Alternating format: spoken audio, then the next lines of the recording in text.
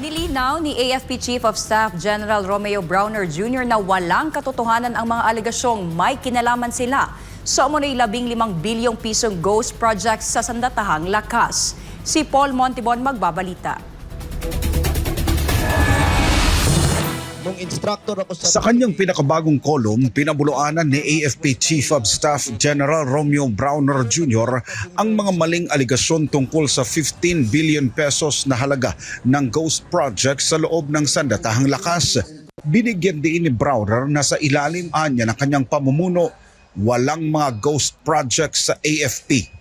Muling iginiit ng general na sa ilalim rin ng programang TICAS o Tatag ng Infrastruktura para sa Kapayapaan at Seguridad sa pagitan ng DPWH at DND, nilinaw ng AFP na hindi direktang tumatanggap ng pondo ang militar.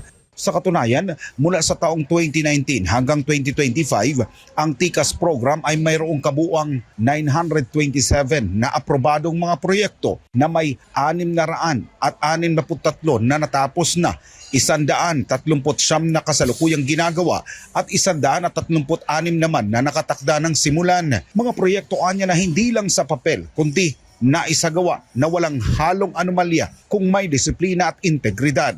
Sa huli nanindigan ng AFP na hindi lamang sila nakahandang ipagtanggol ang teritoryo ng bansa kundi ang pagtayo sa katotohanan lamang, bagay na wala sila umanong itinatago na anumang irregularidad sa kanilang hanay. Matatanda ang lumutang ang mga paratang laban sa militar at sa ilang ahensya ng pamahalaan kasunod ng isyu ng mga umano'y maanumalyang flood control project sa bansa. Sa kabilang banda, ayon kay dating PNP Chief at kasalukuyang miyembro ng Independent Commission for Infrastructure na si retired General Rodolfo Azurin Jr., wala pa silang nakikitang personalidad na maaaring sampahan ng kaso kaugnay ng flood control scandal.